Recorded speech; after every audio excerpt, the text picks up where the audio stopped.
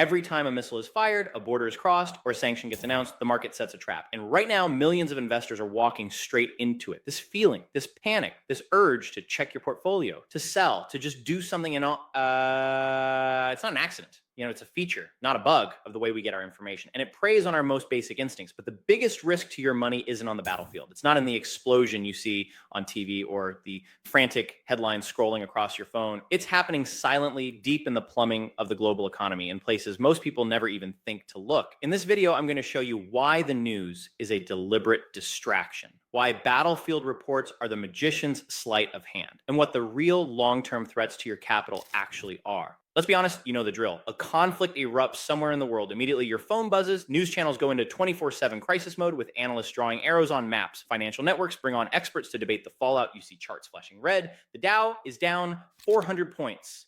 Oil is spiking. Gold is surging. The narrative is always chaos, uncertainty, impending doom, and it's all supercharged by social media algorithms that have learned a simple truth. Fear generates clicks. The pressure becomes immense. It starts to feel irresponsible not to react. Every fiber of your being is screaming at you to protect yourself, to sell before it gets worse, and to run for the perceived safety of cash. This is the geopolitical panic trap. It's a nasty cocktail of raw emotion, media amplification, and market mechanics. The first thing that happens is a flight to safety, where investors dump anything that seems risky and pile into assets like government bonds. This isn't a calculated long-term strategy. It's a gut reaction to a sudden shock. We see this pattern again and again. When a crisis hits, automated risk models at huge financial institutions can force them to sell, adding fuel to the fire, no matter what their human analysts think about the conflict's real impact. Your personal panic is just a smaller version of what entire institutions are doing. It's herd behavior, plain and simple, triggered by a sudden spike in uncertainty. But here's the key to escaping the trap. Recognizing that this panic phase, while it feels awful, is almost always a terrible predictor of what comes next. The market's initial emotional reaction to a war is consistently wrong. And if you act on that panic, you aren't managing risk. You are the risk. You're selling into a predictable short-term shock, often at the worst possible moment. History shows these sell-offs are often opportunities for those who keep a cool head, not signals of the apocalypse. The real damage to your portfolio isn't caused by acting, but by reacting. The central lie of the panic trap is that what happens on the battlefield directly controls what happens in your portfolio. To see through that lie, you don't need a crystal ball. You just need a history book. Let's start with the biggest, ugliest conflicts in modern history. If war was the ultimate portfolio killer, the 20th century stock market should be a graveyard. It isn't. Take World War I.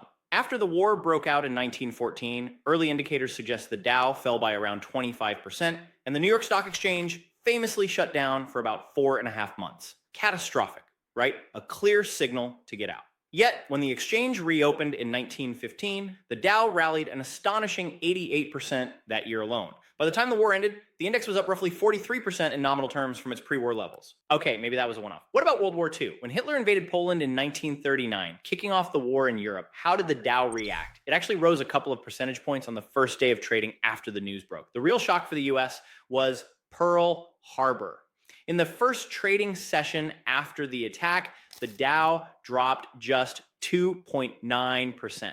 Those losses were recovered within a couple of months. And over the entire course of the deadliest conflict in human history, the US stock market was up nominally about 50%, an annualized return of over 7%, though it's important to remember that high wartime inflation meant real returns were much lower. This pattern isn't just for world wars, it holds for moments that brought us to the brink of nuclear Armageddon. During the Cuban Missile Crisis in 1962, a 13-day standoff that was arguably the most dangerous moment of the Cold War, the S&P 500 fell by only about 1.2%. After the crisis was resolved, the market rallied more than 10% through the end of the year. Even long, brutal, unpopular wars tell the same story. Throughout the most intense phase of the Vietnam War, the market was choppy, but it was ultimately driven by other things. The serious damage to stocks in the 1970s wasn't caused by battles in Southeast Asia. It was caused by the OPEC oil embargo and runaway inflation back home. That was an economic shock, not a military one, and the pattern continues. After the 9/11 attacks, US markets fell nearly 15% in the week after they reopened. But those immediate losses were recovered within a few months. The deeper, grinding bear market of that era was driven by the dot-com bubble bursting, a recession that was already underway, not the attack itself. When the US invaded Iraq in 2003, stocks had been weak heading into the conflict, but they actually rallied after the war began. The Dow finished that year up about 25%.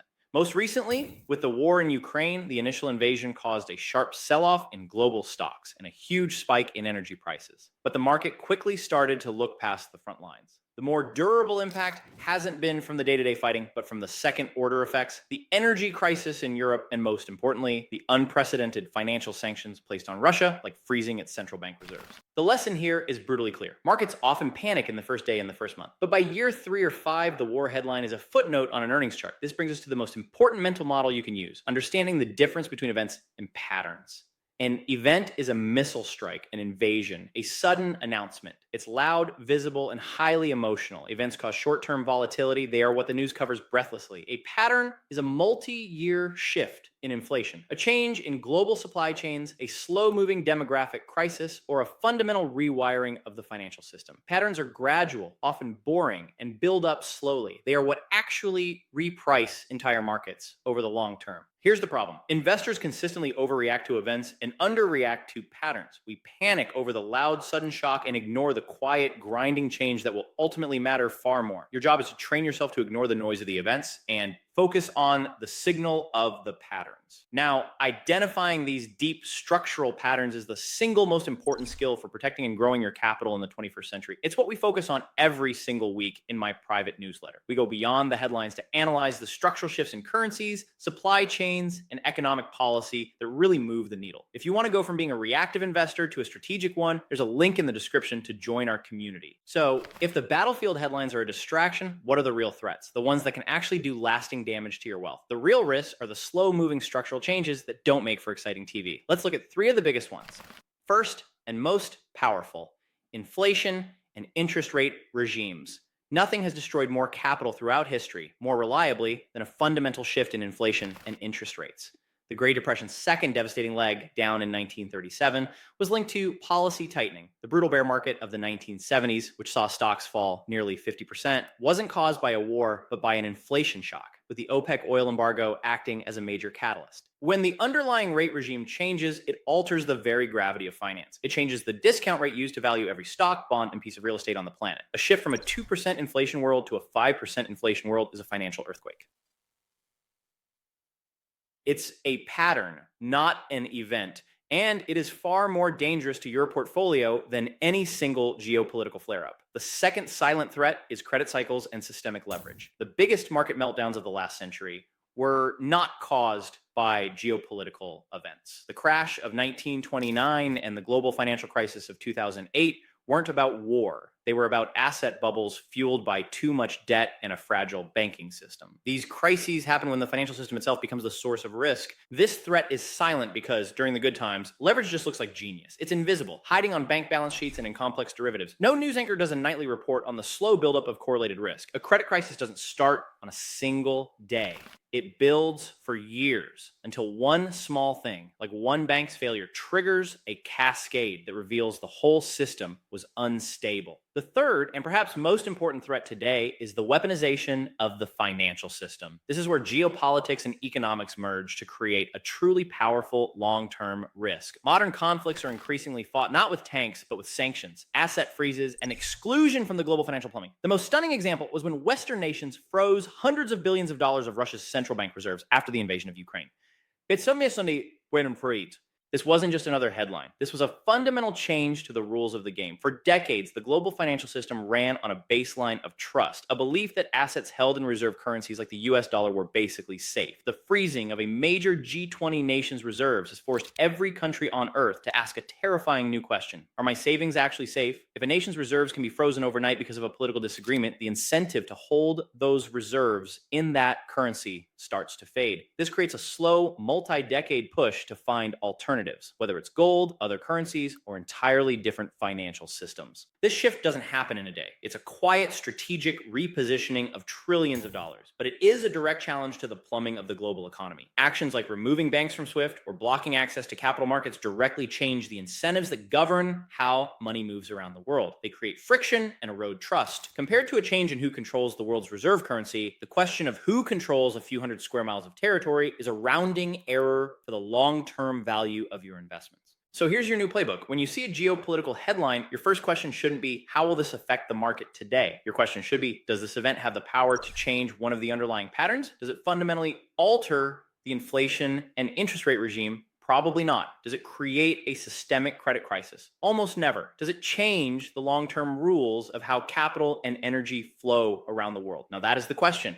The panic you feel from the news is real, but the threat is largely an illusion. It's a magician's misdirection, focusing your attention on the loud, flashy explosion while the real trick, the slow, silent erosion of your capital by structural forces, is happening somewhere else entirely. Stop watching the battlefield map. Start watching the map of inflation expectations. Watch the map of credit spreads and bank leverage. And most importantly, watch the map of financial trust and the global flow of reserve assets. That is where the real war for your capital is being fought.